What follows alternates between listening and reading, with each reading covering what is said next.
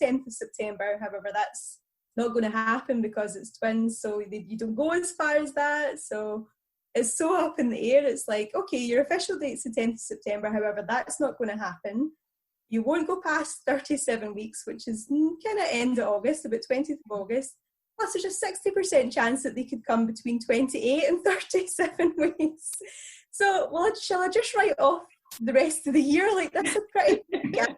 But, there's so much unknown, which has certainly made it a bit trickier. But in some ways, maybe the whole coronavirus situation has now completely wiped out my summer diary anyway, which is a whole other story altogether. And I don't know.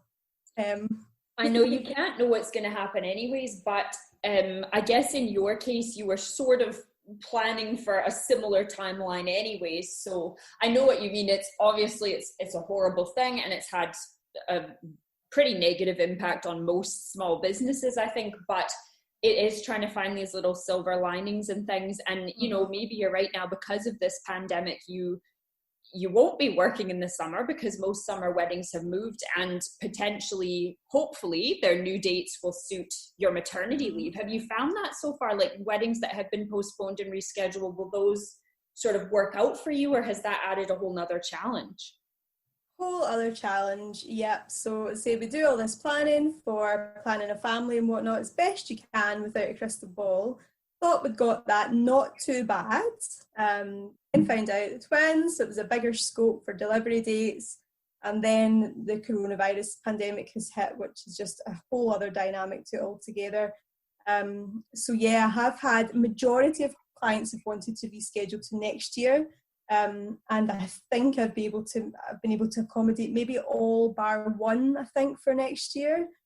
But there was a small handful who wanted to reschedule to the end of this year. And I took a couple because that was at the start and I was kind of panicking and I didn't really know what all this was involved. I was still trying to sort out maternity leave. I think we just found out it was twins. So I agreed to a couple. But I think actually there's about 3 that I had to unfortunately decline to move between kind of September, December, because you just know your limitations. And it's what we spoke about earlier about you doing your best work, and there's no way on earth I can do my best work when I've got 2 newborns, and I don't want to take on more than I can comfortably commit to, because life is changing and my business will change along with that, and that's fine. You just need to be really sensible. Like you were saying about people you work with as well. I do have freelance florists that I work with. I've got bigger jobs, but I've never completely left a freelance florist to do the entire job without me there at all, which is what I would have to do in that scenario, and that just adds another stress, and I just don't want it. It's not fair on me or the client, I don't think. So yeah, there's been a few we've had to cancel, so it's been an odd year so far, and we're only in May.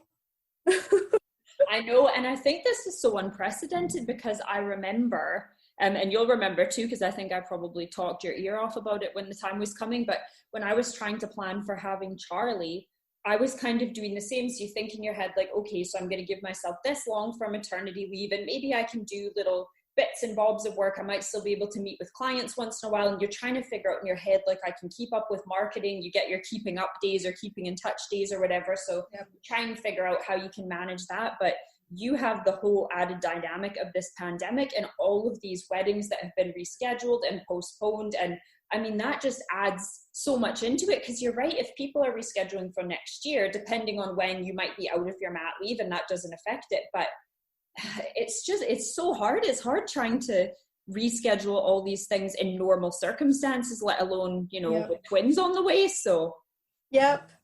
There's been a lot of different factors thrown into the mix for sure.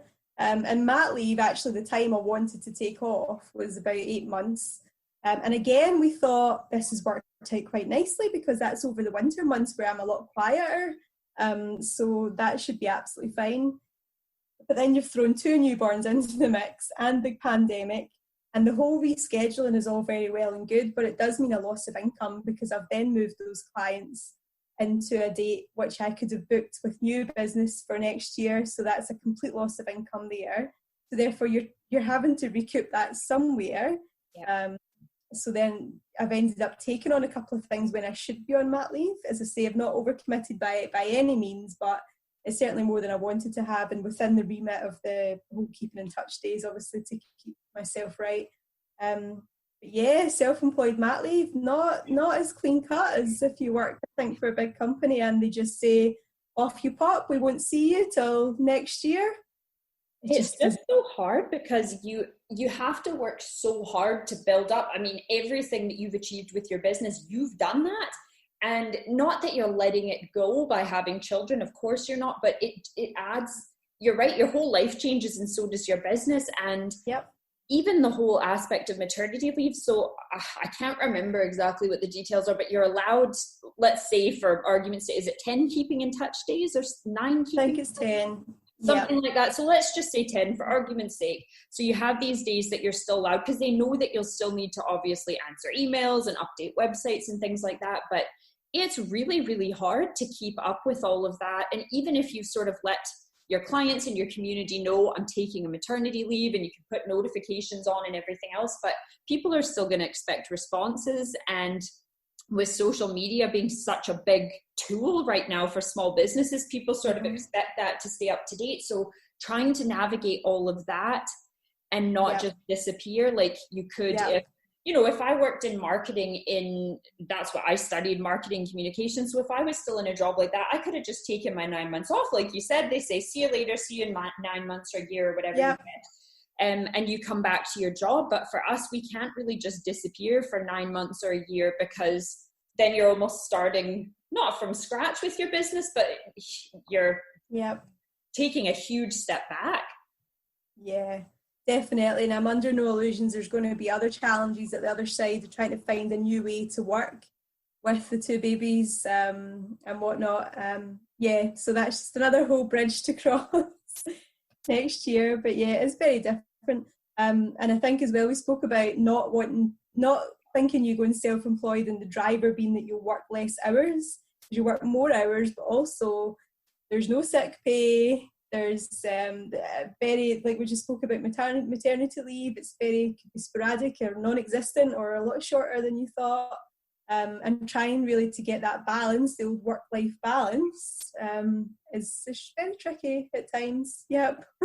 It's really hard. And I realize that for any working parent, they have to kind of figure out a work-life balance. And some people's jobs are more than 9 to 5. Some people work shift work. Of course, everybody has to deal with that. But I think what's different about being self-employed is you're kind of on all the time. I mean, we've spoken about this before. It's really hard to just say your work hours are 10 to 6, for example, but it's really hard at 6 o'clock to ignore your phone pinging with new messages, or an inquiry comes in at 9 o'clock at night and you think, oh, I should answer this, or I'm falling a bit behind with something. And I think, oh, I could just stay up until midnight and finish it. And it's really hard to be strict with yourself and have set work hours when you're self-employed. And especially if you're working at home, your laptop's there, you don't have an office to leave and just go, right, I'll be back at 9 tomorrow. So I think it takes a lot of discipline, and I'm terrible at it. I keep saying that I'm finding a better work-life balance, but it's a work in progress all the time. Yep, absolutely. And I think that takes a few years to get into as well, where you find that confidence to not reply to that message, the new inquiry that pops up in your phone at 9:30 at night. You get to a certain stage of confidence where you think, it's okay, it can wait till tomorrow, it's fine. Whereas at the start, you're like, I must reply immediately or they're not going to book me, they're going to go somewhere else. And, it doesn't work like that. People are reasonable generally, and they're not, half the time, they're not even expecting you to reply straight away. It just so happens it suited them to send the email at that point. But yeah, you and I have spoken about this over the years, how turning a lot of notifications off on the old phone helps. So my phone barely makes a noise, to be honest now. I think it rings and that's about it, because I've turned so many things off because of that reason. Because it's just so hard to stay away from it and not constantly look at it if you're aware of it all the time. I know, and it's really difficult. And I think right now I'm finding it tough as well. So because we're in the midst of this pandemic and lockdown and everything's kind of just been thrown upside down, if we can say that. It's trying to find some hours to work, obviously working in different ways, because you're not in your workshop creating flowers and backdrops and decor for weddings.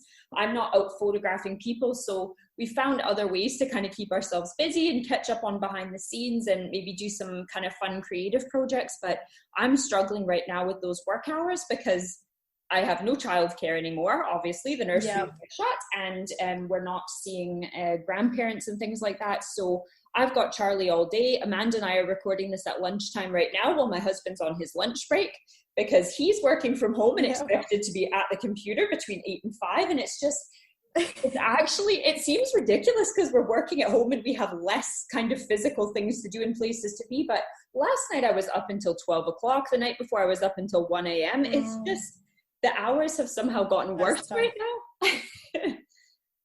I do not know where the time is going. Like you say, these days are flying in and there's less and less to do, but I blink and it's 9 o'clock at night and I don't really know what I've achieved that day some days. And it's a tough time as well. Some days are up and down. I don't know about you. Some days I'm feeling fine. I've got to grips with what's going on. I've got a bit of a new routine.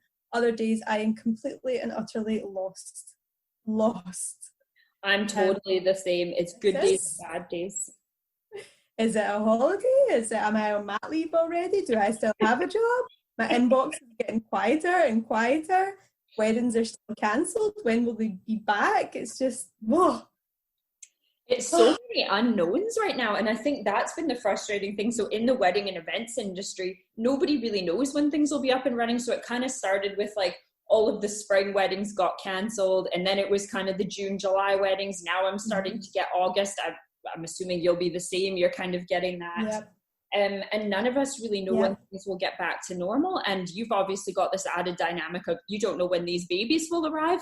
And babies obviously appear when they want anyways. But I think with twins, there's that whole added, you know that they won't let you go to full term. But then like you're saying, there's also this high chance of them being quite early. So it's a lot. Honestly, I just take each day as it comes with work and the pregnancy and everything else. And you see, everything's so different. John's at home just now as well. He's working from home half the week, which we've never experienced before. My neighbour, actually, I don't know if you've heard some dogs barking. Bless her, she's working from home. She does dog grooming. So she's trying to keep an income going. So we've got our dog barking. Next door dog's barking. I'm sitting in a bedroom that's half renovated because tradesmen, obviously, nothing's happening just now. We can't get anyone to fix it. John's downstairs on a meeting and it's like, what is this? What is this? Life is so odd. It's a crazy time. And I mean, I guess it's maybe giving you practice a little bit for the crazy time to come, because you really had to just take things as they come and just deal with them. There's really, I mean, you can plan, as you said, you can kind of have a general idea of when things will happen and try to plan ahead in terms of how much work you take on. But it's maybe a bit of pre-twin training for you to just kind of figure it out as you go. Perhaps, yeah. I think that's a good way to look at it. And in the quiet times in between, just try and rest up, because there'll be no rest when they arrive. No, that is true. So putting the pandemic aside, because obviously we don't know how long any of this lockdown or whatever is going to last. So thinking ahead to taking your maternity leave, you said you were planning on, trying to take the better part of 8 months or so off. Do you sort of have an idea in your head of what things will look like when you get past that point? Are you going to just kind of see how you feel at that point, or do you have an idea of what you're going to do in terms of working hours and parenthood and juggling all of these crazy things? Oh, yes and no. It's almost like going back to the start when the business started. Like, you've got a rough idea, but I don't know, I'm sure it'll evolve. I need to know what the baby's needs are as well, that they're healthy, that, depending on when they did arrive and what they need from me. But I do have a busy diary next summer from May onwards still. Like I say, it's not the previous life where I would take multiple bookings as much as I could physically cope with. I think I'm going down to maybe one wedding a week tops, having a weekend off once a month as well, which is going to be important for family time. And I get a lot of corporate events, but they tend to be quite last minute, so it leaves a bit of space for them as well. Just kind of like what I was saying about the same planning for pregnancy, I guess, same planning for going forward for next year anyway. I'm just going to try and I need to earn what I need to earn. So I have to hit that threshold. You know, we've all got our own financial goals and targets.